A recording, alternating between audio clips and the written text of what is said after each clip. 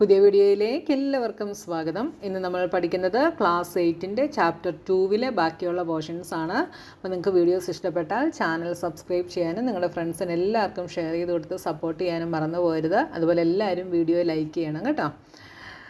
അപ്പോൾ ഈ ഒരു പോർഷനിൽ എന്താണ് നമുക്ക് പഠിക്കാനുള്ളതെന്ന് നോക്കാം. In the middle of a beautiful magical pond lies a bright pink lotus. അപ്പോൾ ബ്യൂട്ടിഫുൾ ആയിട്ടുള്ള ഒരു മാജിക്കൽ പോണ്ടിലൊരു പിങ്ക് ലോട്ടസ് ഉണ്ട് അല്ലേ. The number of lotuses doubles every day in this pond.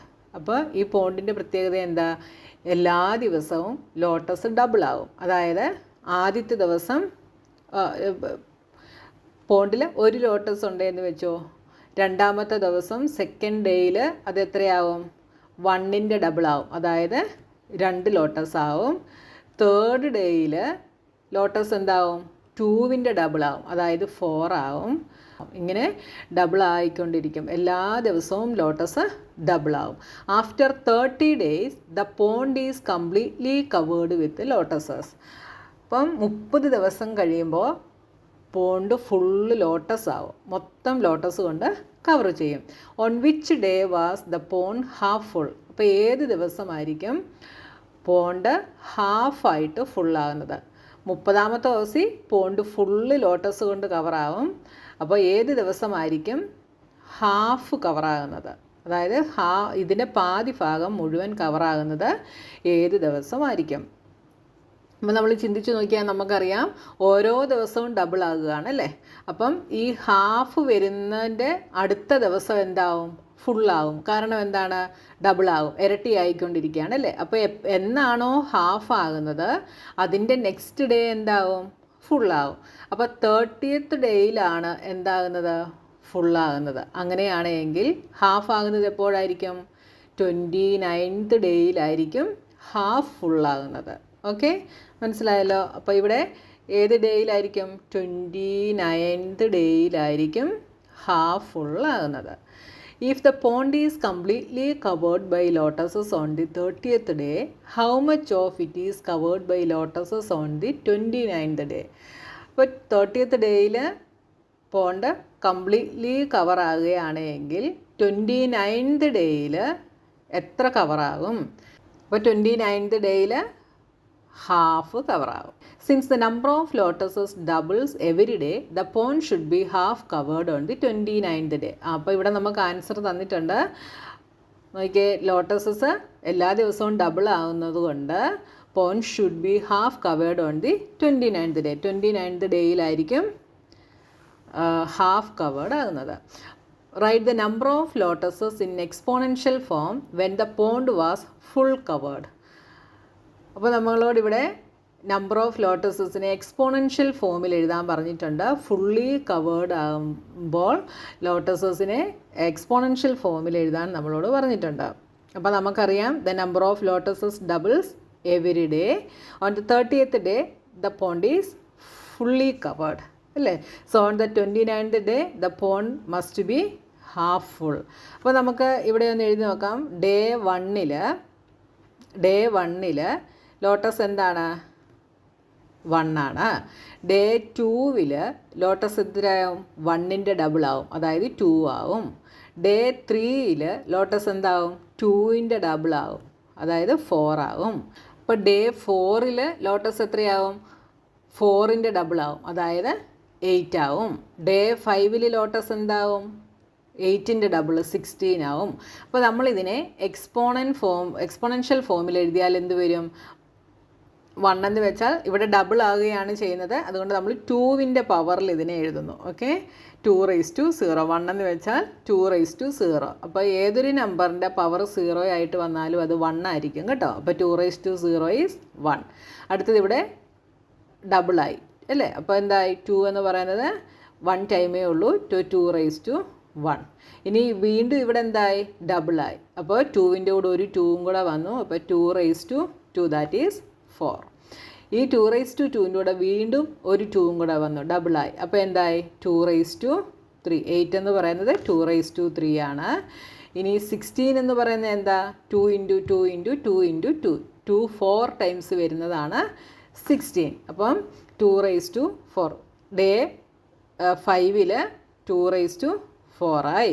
Day 4-ൽ 2⁻³ ആയിരുന്നു. ഡേ 3-ൽ 2⁻²ആയിരുന്നു. ഡേ 5-ൽ 2⁻4 ആയി. അങ്ങനെയാണെങ്കിൽ 29th ഡേയിൽ എന്തായിരിക്കും? 2⁻28 ആയിരിക്കും. ഡേ 30-ൽ എന്തായിരിക്കും? 2⁻29 ആയിരിക്കും. അപ്പോൾ ഫുള്ളി കവേർഡ് ആകുന്നത് 30th ഡേയിലാണ്. അപ്പോൾ എക്സ്പോണൻഷ്യൽ ഫോമിൽ അതിനെ എങ്ങനെ എഴുതാം? 2⁻29 എന്ന് എഴുതാം. എങ്ങനെയാണ് 2⁻29 വന്നതെന്ന് മനസ്സിലായല്ലോ. ഡേ 1-ൽ 2⁻0, ഡേ 2-ൽ 2⁻1, ഡേ 3-ൽ 2⁻2, ഡേ 4-ൽ 2⁻3, ഡേ 5-ൽ 2⁻4. അങ്ങനെ ഡേ 29 വരുമ്പം 2⁻28. ഇവിടെ ഡേയെക്കാട്ടിൽ പവർ വരുമ്പോൾ ഒന്ന് കുറഞ്ഞാണ് വരുന്ന നമ്പർ അല്ലേ. അപ്പോൾ ഡേ 30-ൽ 2⁻29. അപ്പോൾ the number of lotuses when the pond was fully covered day 30 is equal to 2⁻29. ഇനി ഹാഫ് കവേർഡ് എപ്പോഴായിരിക്കും? ഹാഫ് കവേർഡ് നമ്മൾ നേരത്തെ പറഞ്ഞു 29th ഡേയിലായിരിക്കുമെന്ന് പറഞ്ഞു അല്ലേ. അപ്പോൾ the number of lotuses when the pond was fully covered day 29 is equal to 2⁻28. ഇതിനെ നമുക്ക് 2⁻28 എന്നും ഇതിനെ 2⁻29 എന്നും നമ്പർ ഓഫ് ലോട്ടസസിൻ്റെ എക്സ്പോണൻഷ്യൽ ഫോം എഴുതാം. There is another pond in which the number of lotuses triples every day. ഇനി അവിടെ വേറൊരു പോണ്ടുണ്ട്. ആ പോണ്ടിൽ എന്താ സംഭവിക്കുന്നത്? ലോട്ടസസ് എല്ലാ ദിവസവും ട്രിപ്പിൾസ് ആകും. അപ്പോൾ നമ്മൾ മുകളിൽ പറഞ്ഞ പോണ്ടിൽ ലോട്ടസസ് ഡബിൾ ആകുകയായിരുന്നു ചെയ്തത്. അടുത്ത പോണ്ടിൽ ലോട്ടസസ് ട്രിപ്പിൾ ആകുകയാണ് ചെയ്യുന്നത്. When both the ponds had no flowers. അപ്പോൾ രണ്ട് പോണ്ടുകളിലും ഫ്ലവർ ഒന്നും ഇല്ലാതിരുന്നപ്പോൾ Damayanti placed a lotus in the doubling pond. Damayanti എന്ത് ചെയ്തു? ഡബ്ലിംഗ് പോണ്ടിൽ ഒരു ലോട്ടസ് പ്ലേസ് ചെയ്തു. After 4 days she took all the lotuses from there and put them in the tripling pond. അപ്പോൾ 4 ദിവസങ്ങൾ കഴിഞ്ഞപ്പോൾ ആ ഡബ്ലിംഗ് പോണ്ടിൽ നിന്ന് ദമയന്തി ലോട്ടസ് എല്ലാം എടുത്ത് എവിടെ പ്ലേസ് ചെയ്തു? ട്രിപ്ലിംഗ് പോണ്ടിൽ പ്ലേസ് ചെയ്തു. How many lotuses will be in the tripling pond after 4 more days. അപ്പോൾ 4 ദിവസങ്ങൾ കഴിയുമ്പോൾ ട്രിപ്ലിംഗ് പോണ്ടിലെ ലോട്ടസസ് എത്ര എണ്ണമായിരിക്കുമെന്ന് നമ്മൾ കണ്ടുപിടിക്കണം. അപ്പോൾ രണ്ട് പോണ്ടുകളിലും ലോട്ടസസ് ഇല്ലാതിരുന്ന സമയത്ത് ദമയന്തി എന്തു ചെയ്തു? ഒരു ലോട്ടസിനെ ഡബ്ലിംഗ് പോണ്ടിൽ പ്ലേസ് ചെയ്തു. അപ്പോൾ ഒരു ദിവസം കഴിയുമ്പോൾ ആദ്യം ചെയ്തു ഫസ്റ്റ് ഡേയിൽ. അപ്പോൾ ലോട്ടസ് എന്താവും? ഒരു ദിവസം കഴിയുമ്പോഴാണ് കേട്ടോ. First day, after first day lotus എന്തായിരിക്കും? ഈ 1ൻ്റെ ഡബിൾ ആകും. അതായത് 1 × 2 2 ലോട്ടസസ് കാണും. ആഫ്റ്റർ സെക്കൻഡ് ഡേ എന്തായിരിക്കും? വീണ്ടും ഡബിൾ ആകും. അപ്പോൾ ഈ 2ൻ്റെ കൂടെ വീണ്ടും ഡബിളായി 2 × 2 4, അതായത് 2⁻2 ആവും. ഇനി ആഫ്റ്റർ തേർഡ് ഡേ 3 ദിവസം കഴിയുമ്പോൾ ലോട്ടസ് എന്താവും? വീണ്ടും ഇതിൻ്റെ ഡബിൾ ആവും അല്ലേ. അതായത് ഇവിടെ എത്രയായിരുന്നു? സെക്കൻഡ് ഡേയിൽ 4 ആയിരുന്നു. 4ൻ്റെ ഡബിൾ ആവും, അതായത് 8 ആവും. That means 2 × 2 × 2, that is 2⁻3. ഇനി ആഫ്റ്റർ 4th ഡേ 4 ദിവസങ്ങൾ കഴിയുമ്പോൾ വീണ്ടും എന്താവും? ഡബിൾ ആവും. അതായത് ഇവിടെ എത്രയായിരുന്നു? 8 ആയിരുന്നു. അതെന്താവും? 16 ആവും. That means 2⁻4. കണ്ടോ, അതായത് ഇവിടെ തന്നിട്ടുണ്ട്. After the first 4 days the number of lotuses is എന്താണ്? 1 × 2. ആദ്യം ഒരെണ്ണമാണ് പ്ലേസ് ചെയ്തത്. ആഫ്റ്റർ ഫസ്റ്റ് ഡേ അത് 2 ആയി. ആഫ്റ്റർ സെക്കൻഡ് ഡേ അത് 4 ആയി. ആഫ്റ്റർ തേർഡ് ഡേ 8 ആയി. ആഫ്റ്റർ 4th ഡേ 16 ലോട്ടസസ് ആയി. That is 2⁻4. 2⁻4 വന്നത് എങ്ങനെയാണെന്ന് മനസ്സിലായല്ലോ. ഇനി ഈ 4 ദിവസങ്ങൾ കഴിഞ്ഞപ്പോൾ എത്ര ലോട്ടസസ് ഉണ്ട് അവിടെ? 2⁻4 ലോട്ടസസ് ആണ് ഡബ്ലിംഗ് പോണ്ടിലുള്ളത്. 4 ദിവസങ്ങൾ കഴിഞ്ഞപ്പോൾ ദമയന്തി അതിനെ എടുത്ത് ട്രിപ്ലിംഗ് പോണ്ടിലിട്ടു. അപ്പോൾ ട്രിപ്ലിംഗ് പോണ്ടിൽ ഇപ്പോൾ എത്ര ലോട്ടസ് ഉണ്ട്? 2⁻4 ലോട്ടസ് ഉണ്ട്. ആഫ്റ്റർ ഫസ്റ്റ് ഡേ ഇതെന്താവും? അപ്പോൾ ആഫ്റ്റർ ഫസ്റ്റ് ഡേയിൽ എന്താവും? ഇത് വീണ്ടും എന്താവും 3 ടൈംസ് കൂടെ ആവും. അതായത് 2⁴ ഇൻറ്റു 3. അടുത്ത ആഫ്റ്റർ സെക്കൻഡ് ഡേയിൽ എന്താവും? വീണ്ടും ഇത് 2⁴ ഇൻറ്റു 3 ഇൻറ്റു 3. അതായത് 2⁴ ഇൻറ്റു 3⁴ എന്നാവും. ആഫ്റ്റർ തേർഡ് ഡേ എന്താവും? 2⁴ ഇൻറ്റു ഇതിൻ്റെ കൂടെ വീണ്ടും ഒരു 3 കൂടെ വരും, മൾട്ടിപ്ലൈ ചെയ്യും അല്ലേ? അപ്പോൾ എന്താവും? 3⁻3. ആഫ്റ്റർ ഫോർത്ത് ഡേ എന്താവും? 2⁴ ഇൻറ്റു വീണ്ടും ഒരു 3 കൂടെ മൾട്ടിപ്ലൈ ആവും, അപ്പോൾ 3⁴. അപ്പോൾ 4 ദിവസങ്ങൾക്ക് ശേഷം നമ്പർ ഓഫ് ലോട്ടസസ് എന്ന് പറയുന്നത് ട്രിപ്ലിംഗ് പോണ്ടിൽ എന്തായിരിക്കും? 2⁴ ഇൻറ്റു 3⁴ ആയിരിക്കും. അതാണ് ഇതാ ഇവിടെ തന്നിട്ടുള്ളത്. അപ്പോൾ അതെങ്ങനെയാണ് വന്നതെന്ന് അറിയാൻ വേണ്ടിയാണ് നിങ്ങളെ ഞാനിവിടെ ഒന്ന് ചെയ്ത് കാണിച്ചത് കേട്ടോ. നോക്കിയേ, what if Damayanti had change the order in which she place the flowers in the lake. അപ്പോൾ ദമയന്തി ഇതിൻ്റെ ഓർഡർ ഒന്ന് ചേഞ്ച് ചെയ്താൽ how many lotuses will be there? അപ്പോൾ ആദ്യം എങ്ങനെയായിരുന്നു ഓർഡർ? 2⁴ ഇൻറ്റു 3⁴ ആയിരുന്നു. അപ്പോൾ ദമയന്തി ഇതിൻ്റെ ഓർഡർ ഒന്ന് ചേഞ്ച് ചെയ്യുന്നു. അതായത് 3⁴ ഇൻറ്റു 2⁴ എന്നാക്കുന്നു. അപ്പോൾ എന്തായിരിക്കും വരിക? എത്ര ലോട്ടസസ് കാണും? സെയിം ലോട്ടസസ് തന്നെയായിരിക്കും അല്ലേ? കാരണം എന്താണ്? നമ്പേഴ്സ് എല്ലാം സെയിം തന്നെയാണ്, ഓർഡർ ഒന്ന് ചേഞ്ച് ആയി എന്ന് മാത്രമേ ഉള്ളൂ അല്ലേ? അപ്പോൾ 2⁴ ഇൻറ്റു 3⁴ എന്ന് വെച്ചാൽ എന്താ? 2നെ 4 ടൈംസ് മൾട്ടിപ്ലൈ ചെയ്യുന്നു, 3യെ 4 ടൈംസ് മൾട്ടിപ്ലൈ ചെയ്യുന്നു. ഇനി തിരിച്ചു വന്നാലോ? ആ സെയിം തന്നെയാണ്. 3യെ 4 ടൈംസ് മൾട്ടിപ്ലൈ ചെയ്യുന്നു, 2നെ 4 ടൈംസ് മൾട്ടിപ്ലൈ ചെയ്യുന്നു. എല്ലാം സെയിം തന്നെയാണ് വരിക അല്ലേ? Can this product be expressed as an exponent m⁻n? അതായത് ഈ പ്രൊഡക്റ്റിനെ നമുക്ക് m⁻n എന്നുള്ള എക്സ്പോണൻറ്റിൽ നമുക്ക് എക്സ്പ്രസ് ചെയ്യാൻ കഴിയുമോ? അതായത് 3⁴ ഇൻറ്റു 2⁴ നമുക്ക് m⁻n എന്നുള്ള ഈ ഒരു ഫോമിൽ എക്സ്പ്രസ് ചെയ്യാൻ കഴിയുമോ? വേറെ m and n are some counting numbers. എമ്മും എന്നും കൗണ്ടിങ് നമ്പേഴ്സ് ആണ് എന്ന് പറഞ്ഞിട്ടുണ്ടല്ലേ? അപ്പോൾ നോക്കിയേ, ബൈ റീഗ്രൂപ്പിംഗ് ദ നമ്പേഴ്സ്, ഈ നമ്പേഴ്സിനെ റീഗ്രൂപ്പ് ചെയ്ത് ഇവിടെ എഴുതിയിട്ടുള്ളതാണ്. 3ഉം 4 ടൈംസ് ഉണ്ട്, 2ഉം 4 ടൈംസ് ഉണ്ട് എന്ന് പറഞ്ഞു. അപ്പോൾ അതിൽ ഒരു 3 ഒരു 2ഉം എടുത്ത് ഒരു ഗ്രൂപ്പ് ആക്കുന്നു, അടുത്ത ഒരു 3ഉം ഒരു 2ഉം എടുത്ത് ഒരു ഗ്രൂപ്പ് ആക്കുന്നു, അങ്ങനെ 4 ഗ്രൂപ്പുകളാക്കുന്നു. അപ്പോൾ നോക്കിയേ, ഇവിടെ 3 ഇൻറ്റു 2 എത്ര ടൈംസ് വന്നു? 1 2 3 4. 3 ഇൻറ്റു 2 എന്ന് പറയുന്നത് 4 ടൈംസ് വന്നു. അതുകൊണ്ട് നമുക്കിതിനെ 3 into 2 the whole raise to 4 എന്ന് എഴുതാം. അപ്പോൾ 3 ഇൻറ്റു 2 എന്ത് വന്നു? 6⁻4. ഇപ്പോൾ നമുക്കിത് ഏത് ഫോമിലായി? ഇതാ ഈ ഒരു ഫോമിലായി, m⁻n ഫോമിൽ നമുക്കിതിനെ എഴുതാനായിട്ട് പറ്റി. അതായത് 3⁴ ഇൻറ്റു 2⁴ നമുക്ക് m⁻n ഫോമിൽ എഴുതാൻ പറ്റി. അന്നേരം കിട്ടിയതാണ് 6⁻4. 6ൻ്റെ പ്ലേസിൽ അല്ല, എമ്മിൻ്റെ പ്ലേസിൽ 6 വന്നു, എന്നിൻ്റെ പ്ലേസിൽ 4ഉം വന്നു. അപ്പോൾ നമുക്ക് m⁻n എന്നുള്ള ഫോമിൽ എഴുതാനായിട്ട് പറ്റിയല്ലോ. അപ്പോൾ നമ്മൾ ആദ്യം ഒരു റൂള് പഠിച്ചായിരുന്നു. എന്തായിരുന്നു? a⁻m into b⁻m. ഇവിടെ a⁻m ഇൻറ്റു a⁻n.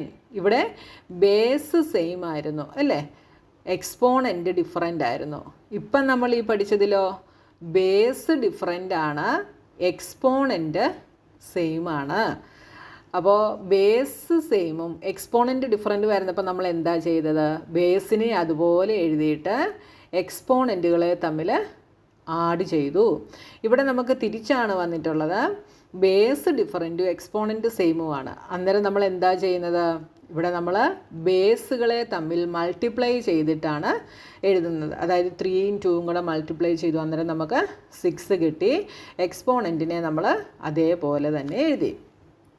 അപ്പോൾ ജനറലായിട്ട് പറഞ്ഞാൽ, ഇൻ ജനറൽ ഫോം നോക്കിയേ, m⁻a into n⁻a is equal to mn⁻a, where a is a counting number. അതായത് ഇവിടെ m⁻a ഇൻറ്റു n⁻a, അതായത് 3⁻4 ഇൻറ്റു 2⁻4 എന്നുള്ളതിനെ നമ്മൾ ജനറലായിട്ട് m⁻a ഇൻറ്റു n⁻a എന്ന് എഴുതി. അതായത് a എന്ന് പറയുന്നത് ഇവിടെ 4 ആണ്. കണ്ടോ, a ചേഞ്ച് ആവുന്നില്ല, അതായത് പവർ ചേഞ്ച് ആകുന്നില്ല, ബേസാണ് ചേഞ്ച് ആകുന്നത്. അപ്പോൾ ഇതെന്തായിട്ട് വരും? ബേസുകളെ തമ്മിൽ മൾട്ടിപ്ലൈ ചെയ്തിട്ട് പവർ നമ്മൾ അതേപോലെ എഴുതുന്നു.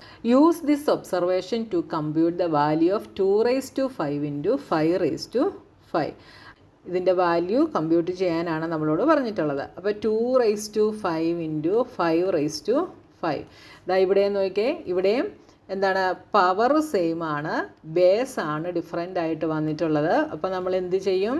ബേസിനെ തമ്മിൽ മൾട്ടിപ്ലൈ ചെയ്തിട്ട് പവർ നമ്മൾ അതേപോലെ തന്നെ എഴുതും. 5 ഇൻറ്റു 2 10, നമുക്ക് 10⁵ എന്ന് കിട്ടി. എനിക്ക് simplify 10⁴ by 5⁴ and write it in exponential form. അപ്പോൾ 10⁴ by 5⁴ സിംപ്ലിഫൈ ചെയ്ത് എക്സ്പോണൻഷ്യൽ ഫോമിൽ എഴുതാനായിട്ട് നമ്മളോട് പറഞ്ഞിട്ടുണ്ട്. അപ്പോൾ ഇതിനെ നമുക്ക് എങ്ങനെ എഴുതാം? ഇവിടെ നോക്കിയേ, 10⁴ by 5⁴. ഇവിടെയും പവറുകൾ സെയിം ആണ്, ബേസ് ഡിഫറെൻ്റ് ആണ്. അപ്പോൾ ഡിവിഷൻ വരുമ്പോഴും നമ്മൾ എന്താ ചെയ്യുന്നത്? ബേസിനെ നമ്മൾ ഡിവൈഡ് ചെയ്യും, എന്നിട്ട് പവർ നമ്മൾ അതേപോലെ തന്നെ എഴുതും. സോറി, ഇവിടെ 5 ആണ്. അപ്പോൾ എന്ത് വരും? 10 ഡിവൈഡഡ് ബൈ 5 ഈസ് 2. നമുക്ക് 2⁴ എന്ന് കിട്ടും. 2⁴ ഈസ് 16. നമുക്ക് ആൻസർ 16 എന്ന് കിട്ടി. ഇനി വേറൊരു മെത്തേഡ് വേണമെങ്കിൽ നമുക്കിതിനെ ചെയ്യാം. 10നെ നമുക്ക് എങ്ങനെ എഴുതാം? 2 ഇൻറ്റു 5 എന്ന് എഴുതാം. 2 ഇൻറ്റു 5 ⁴. 10നെ നമ്മൾ സ്പ്ലിറ്റ് ചെയ്ത് 2 ഇൻറ്റു 5 എന്ന് എഴുതി, ഡിവൈഡഡ് ബൈ 5⁴. ഇവിടെ നോക്കിയാൽ ഇതിപ്പോൾ ഏത് ഫോമിലാണ്? m ഇൻറ്റു n ⁴ അതായത് ഈ ഒരു ഫോമിലാണ് വന്നിട്ടുള്ളത് അല്ലേ? 2 ഇൻറ്റു 5ന് പകരം നമുക്ക് m ഇൻറ്റു n എന്ന് എഴുതാം. ഇതിനെ നമുക്ക് ഈ ഒരു ഫോമിലാക്കാമല്ലോ. അപ്പോൾ എന്ത് വരും? 2⁴ ഇൻറ്റു 5⁴ ബൈ ബാക്കിയുള്ള 5⁴ നമ്മൾ ഇവിടെ എഴുതുന്നു. ഒരേപോലെയുള്ള 5⁴ 5⁴ ക്യാൻസലായി പോവും. ബാക്കി എന്തുണ്ട്? 2⁴. കണ്ടോ, മുകളിൽ ഈ മെത്തേഡ് ചെയ്തപ്പോഴും നമുക്ക് 2⁴ ആണ് കിട്ടിയത്. ഈ ഒരു മെത്തേഡ് ചെയ്തപ്പോഴും നമുക്ക് 2⁴ തന്നെ കിട്ടി. നിങ്ങളിപ്പോൾ ജസ്റ്റ് നമ്മൾ ചെയ്തത് ഈ ഒരു മെത്തേഡ് മാത്രം ഓർത്തിരുന്നാൽ മതി കേട്ടോ.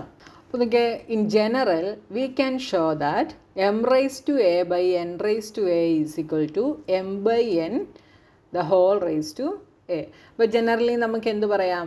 ഇവിടെ 10⁴ by 5⁴ നമ്മൾ 10/5 എന്ന് എഴുതിയല്ലേ?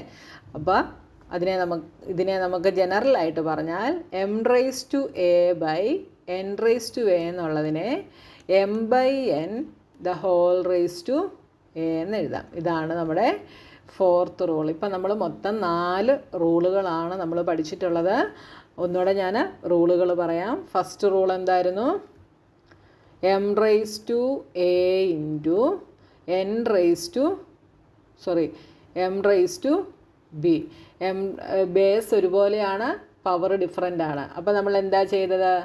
ബേസ് അതുപോലെ എഴുതും, പവറുകളെ തമ്മിൽ ആഡ് ചെയ്യും. രണ്ടാമത്തെ റൂൾ എന്തായിരുന്നു? m⁴